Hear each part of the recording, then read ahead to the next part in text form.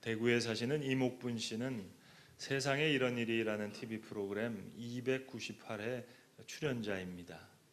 정말 세상에 이런 일이 있을까 싶을 만큼 믿기 어려운 이야기인데요. 임신한 것 모르고 9개월 이상 지내다가 임신한 사실을 안 지 3일 만에 아이를 낳았다 하는 그런 이야기입니다. 나이 어린 미혼모의 이야기가 아닙니다.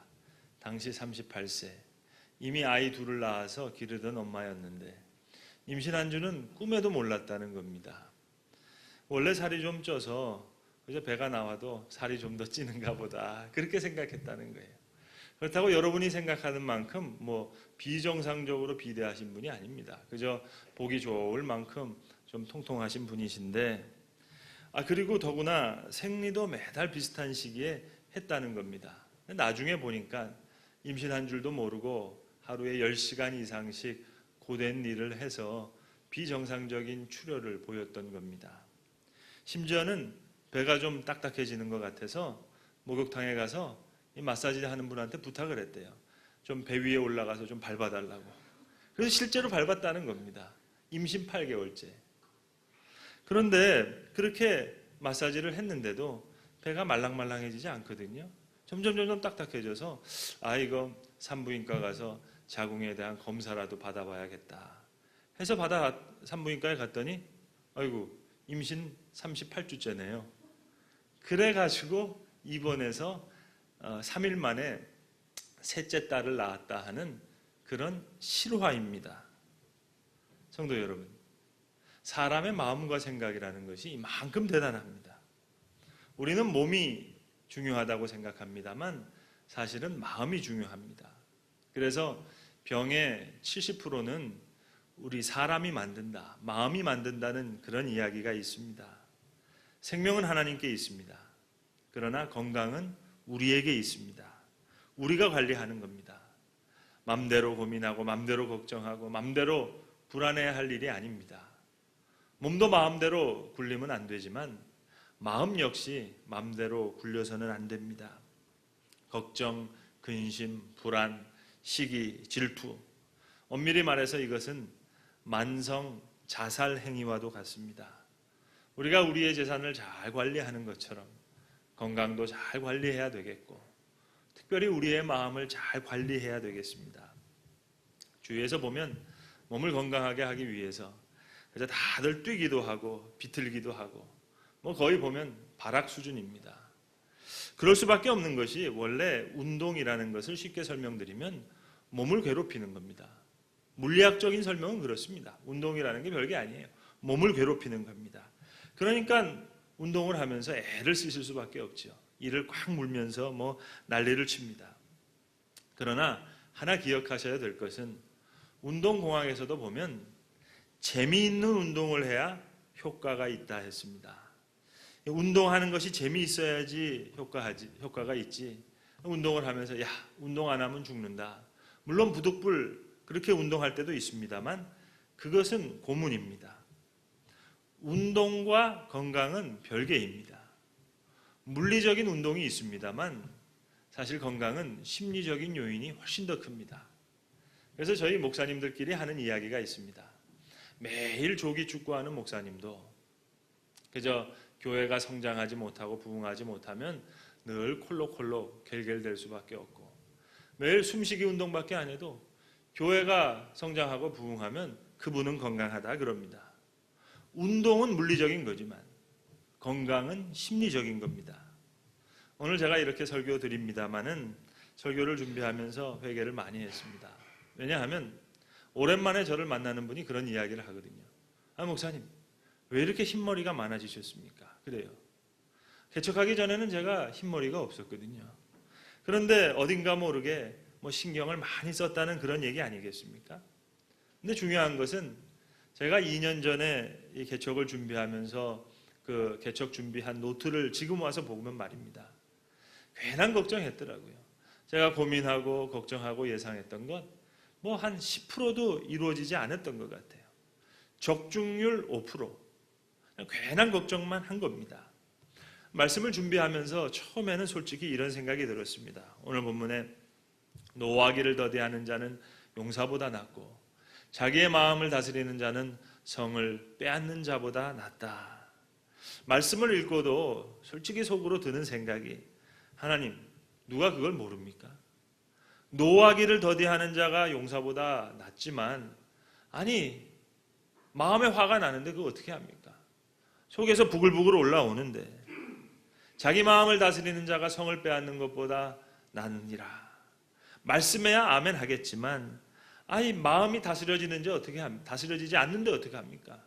이 마음을 어디 밧줄에다가 메울 수 있는 것도 아니고, 그저 나도 모르게 어디든지 어디로든 이 날아다니는 이 놈을 어떻게 다스립니까? 제가 이렇게 생겨 먹었는데요, 제 성격이 이런데요, 이걸 어떻게 합니까? 처음에 그렇게 생각하다가 말씀을 묵상하고 또 묵상하는 가운데 생각이 바뀌었습니다. 33절의 말씀이 말씀하는 대로 제비는 사람이 뽑으나 모든 일을 작정하기는 여호와께 있느니라. 자기 마음을 다스리는 이 문제가 성격과 성품의 문제가 아니라는 말씀입니다. 나는 A형이다, 나는 B형이다, 나는 AB형이다, 혈액형의 문제도 아니고요, 성격의 문제도 아니고, 제비는 사람이 뽑으나 모든 일을 작정하기는 여호와께 있느니라.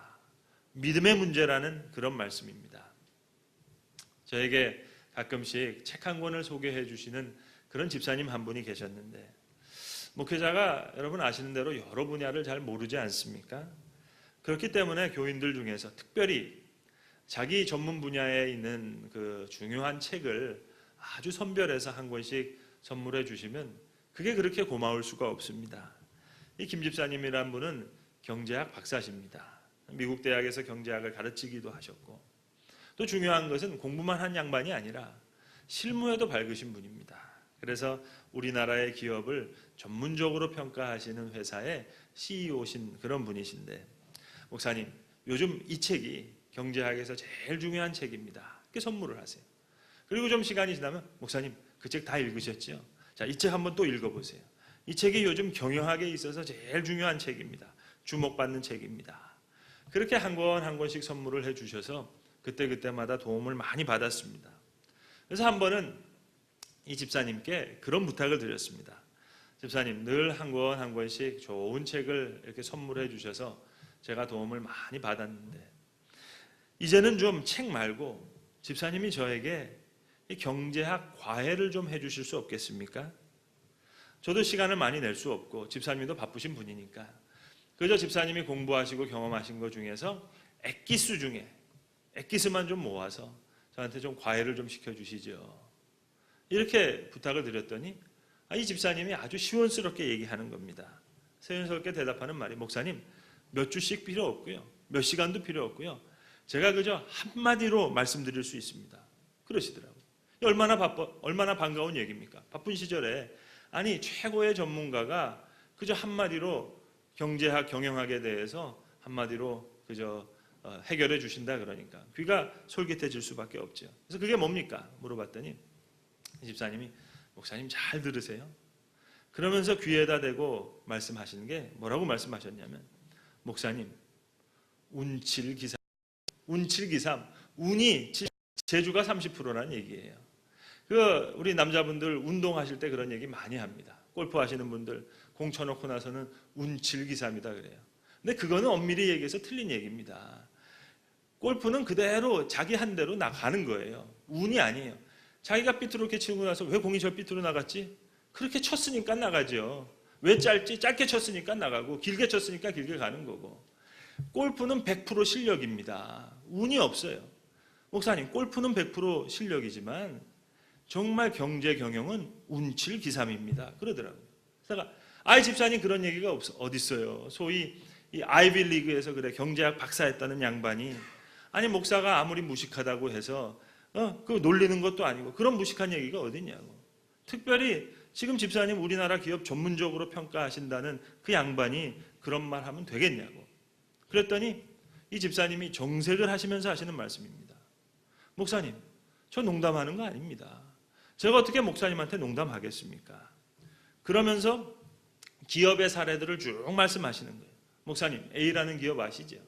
이 A라는 기업이 경제조사, 시장조사 확실하게 해서 제품 완벽하게 내놨습니다. 그런데 안 팔린 얘기들을 쭉 사례를 얘기하시는 거예요. 그 다음부터 강의를 시작하시는데 B라는 기업 아시죠? 자, 이러 했습니다. 이렇게 완벽하게 했는데 안 팔렸습니다. C라는 기업 쫙 사례를 얘기를 하시는 거예요. 그리고 반대로 자, 이제 전혀 예상하지도 않았는데 소위 히트쳤던 상품들, 제품들, 서비스들 쭉 이야기하시는 거예요. 목사님, 이래도 운칠기삼 아닙니까? 그러시면서 한마디를 덧붙이시는 거예요. 목사님이 매번 설교하셨잖아요. 다 하나님의 은혜라고. 정말 그렇습니다. 다른 분야는 모르겠지만 제가 전공하는 경제학 경영학에서만큼은 목사님이 하시는 얘기, 하나님의 은혜로 다 된다는 얘기, 그거 경제학적으로 경영학적으로 옳은 말씀입니다. 그러시더라고요.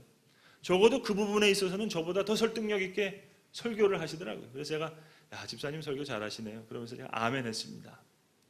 그러고 나서는 본인의 간증을 하나 덧붙이셨어요. 목사님, 제가 경제학 박사를 하고 학교에서 가르칠 때는요, 교회 와서 예배를 드리는데 팔짱 끼고 목사님 설교 들었다는 거예요. 그리고 팔짱을 딱 끼고 오늘 목사님 무슨 얘기 하나, 무슨 책을 보셨나, 공부는 좀 하셨나, 뭐 그렇게 설교를 들었다는 거예요. 그런데 본인이 직접 창업을 하고 기업을 하다 보니까 마음대로 되는 일이 하나도 없잖아요. 그저 공부해서 경제학 박사하고 아이들 가르칠 때는 그거 쉬운 일이었는데 기업은 자기 일대로 되는 게 하나가 없으니까 이게 운칠기삼 정도가 아니라 모든 게 하나님의 은혜로 느끼니까 내 머리도 아니에요, 내 지식도 아니에요, 내 힘으로 될 수 없다는 것을 체험적으로 느끼고 나니까 하나님의 도우심, 하나님의 인도하심, 하나님의 은혜 간절히 바라면서 팔짱 끼고 있던 설교를 똑같은 목사님의 똑같은 설교인데 어느 순간 눈물 흘리면서 받아 적고 있더라는 거예요. 그게 그 김 집사님의 간증이었습니다. 여러분, 목회도 마찬가지입니다. 목사가 교인은 만들 수 있습니다. 그러나 말씀과 성령으로 거듭난 중생한 영혼 한 사람을 만들 수가 없습니다. 직분 임명하고 봉사하게 하고 선교회 조직해서 여러 행사하면서 교인은 만들 수 있지만 옛사람을 버리고 새사람을 입는 그 거듭난 영혼은 애당초 할 수가 없는 거예요. 제비는 사람이 뽑으나 모든 일을 작정하기는 여호와께 있느니라. 교회를 어떻게 하면 성장할까 고민하고 번뇌하고 애를 쓰는 가운데 흰머리 날 수밖에 없죠. 자기 마음 자기가 다스릴 수 없습니다. 그러나 애시당초 내가 할 수 있는 일이 아무것도 없어요. 내 아들 하나를 내가 예수 믿게 못해요. 성령으로 거듭난 영혼 한 사람을 내가 만들 수 없어요. 애당초 할 수 있는 일이 없어요. 모든 일을 작정하기는 여호와께 있느니라. 내가 하는 수고 그저 제비 뽑는 그 정도예요. 이 일을 작정하신 하나님을 바라보는 그 믿음으로 이제 내가 내 마음을 다스린다 하는 것입니다. 저에게 설교학을 가르쳐 주셨던 목사님께서 그런 말씀해 주셨어요. 목회를 잘하고 또 설교를 잘하기 위해서는 두 가지를 기억하라 그러시더라고요. 첫 번째는 설교를 준비할 때는 마치 하나님께서 나를 도와주지 않으신다 생각하고 열심히 준비하라는 거예요. 하지만 강대상에 딱 서는 그 순간에는 준비한 것을 모두 잊고 그저 하나님만을 의지하라. 그 두 가지 마음만 있으면 그러면 설교할 수 있을 거다고. 여러분, 목회가 뭐겠습니까? 내가 할 수 없는 일을 내가 가지고 있지 않는 것으로 평생 감당하는 겁니다. 설교만 그렇겠습니까? 목회만 그렇겠습니까? 사업도 마찬가지, 장사도 마찬가지, 아니 자녀양육도 마찬가지입니다. 애시당초 내가 할 수 없는 일이에요. 내가 가지고 있지 않는 것으로 평생 감당하는 겁니다. 고로 노할 필요가 없어요. 내가 할 수 있는 일이 아니니까요. 원망, 시기, 질투, 분노 다 모든 일을 하나님의 일이 아니라 사람의 일이라고 생각하기 때문에 나오는 감정입니다. 이미 작정되어 있는 것 하나님이다. 내가 하는 수고는 그저 제비 뽑는 것이다. 모든 일에 이러한 전망을 가질 때 내 마음을 내가 다스릴 수 있게 되는 줄로 압니다. 요즘 조기 유학을 많이 떠납니다. 우리 교인들 중에서도 이제 자녀들 중에 중고등학생들 어학 연수로 이렇게 1년씩 이렇게 보내기로 하시는데, 그런 학생들 떠나기 전에 제가 목양실에서 기도해주고 그리고 한마디를 꼭 해줍니다. 이제 먼 길을 떠나는 어린 학생들이니까 뭐 복잡한 이야기를 해서 또 할 수 있는 시간도 아니고 또 알아들을 수 있는 시간도 아니고 꼭 기억해야 될 것 딱 한 가지만 이야기해 주어야 하는 그런 절대적인 시간인데 그때 제가 이런 얘기를 해줍니다. 야, 이제 너가 엄마 아빠를 떠나서 혼자 많은 결정을 하고 이런 일 저런 일 해야 되겠는데 제일 중요한 지혜가 뭔고 하니 내가 할 수 있는 일이랑 내가 할 수 없는 일이랑 그걸 구별하는 일이다. 이제 외국에 가게 되면 큰 노트를 하나 사라. 그리고 딱 반을 나눠서 한쪽 편에는 너가 할 수 있는 일을 쭉 쓰고 그리고 다른 편에는 할 수 없는 일을 써라. 할 수 있는 일은 최선을 다해서 최선을 다할 것이고 할 수 없는 일에 있어서는 하나님 앞에 간절히 기도하라고. 내가 할 수 있는 일, 내가 할 수 없는 일 나누는 것 거기서부터 지혜가 시작된다. 그렇게 말해줍니다. 여러분 라이놀드 니버의 유명한 기도문을 여러분 아시지 않습니까? 하나님 저희에게 바꿀 수 없는 것은 받아들일 수 있는 평온함을 주세요. 바꿀 수 있는 것은 바꿀 수 있는 용기를 주시고 그리고 이 두 사이의 차이를 알 수 있는 지혜를 주세요. 그런 기도입니다. The courage to change things I can. 내가 변화시킬 수 있는 것은 바꿀 수 있는 용기를 주시고 And the wisdom to know the difference. 차이를 알 수 있는 지혜를 주시고 그리고 하나님 저에게 grant us serenity. 하나님 우리에게 모든 것을 받아들일 수 있는 평온함을 주세요 하는 그런 기도입니다. 중환병에 걸려있는 분들 의사가 진단할 때 꼭 묻는 말씀이 있습니다. 몇 년 전에 힘든 일이 있으셨냐고, 몇 년 전에 잠 못 자고 고민한 일이 있었냐고, 번뇌하고 아주 걱정된 일들. 그때 어택을 당한 거예요. 그때 공격당했어요. 그래서 몇 년이 지나서 지금 나타나는 겁니다. 성도 여러분, 한계껏 미워하세요. 재산을 잃어버렸습니다. 자, 그러나 그것은 또 억울한데 마음까지 잃어버리고 건강까지 잃어버리면 되겠습니까? 아치볼드 하트라고 하는 세계적으로 유명한 목회 상담학 교수님이 계신데 이분은 아주 여러 목회자들의 상담가로 유명합니다. 그래서 탈진을 하시고 여러 가지 중독이나 아주 어려운 일들을 경험한 정신적인 어려움을 겪은 목회자들이 이 하트 교수를 찾게 되는데 이분이 쓰신 책 중에 숨겨진 감정의 회복이라는 제목의 책이 있습니다. 이 책은 특별히 4가지 감정을 다룹니다. 분노, 우울증, 자기 혐오, 죄책감. 이 4가지를 다룹니다. 오늘 이 시간에 다 설명드릴 수는 없습니다. 필요하신 분은 책을 통해서 구체적인 도움을 받으실 수 있길 바랍니다. 이 시간에 이 얘기를 다 설명드릴 수 없고 그저 한 문장만 소개합니다. 이 하트 교수가 책을 다 쓰고 나서 제일 책 마지막에 에필로그를 쓰게 되는데 에필로그를 쭉 쓰면서 맨 나중하게 한 문장만 큰 글씨로 썼어요. 뭐라고 썼는고 하니 하나님께 자신을 버리라.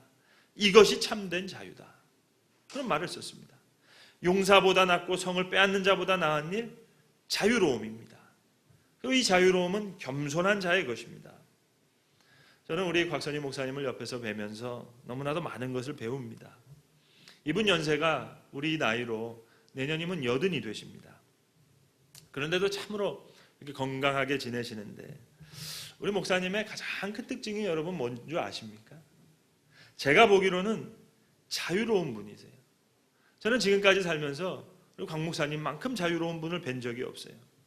죄송하지만 본교회가 목사님께 살해하는 것 한 푼 없습니다. 예배 마치시고 오후에 뭐 이렇게 그 말씀 전하시게 될 때 그저 김밥 한 줄, 물 한 병 이렇게 챙겨드리면 바람처럼 사라지시는 거예요. 즐기시는 거예요. 여러분 내가 하는 일이 노동이 돼서는 안 됩니다. 즐겨야 됩니다. 이분 요즘도 많이 이렇게 아주 바쁘게 그렇게 지내시는데 그런 얘기를 하시더라고요. 은퇴를 하고 일을 해보니까 일을 더 많이 하긴 더 많이 하는데 더 쉽다는 거예요. 왜냐? 무책임하게 바쁘니까. 옛날에 담임 목회 하실 때는 아무래도 신경을 쓰고 그렇게 했는데 요즘은 아무리 바빠도 무책임하게 바쁘니까 너무 마음이 자유로우시다는 거예요.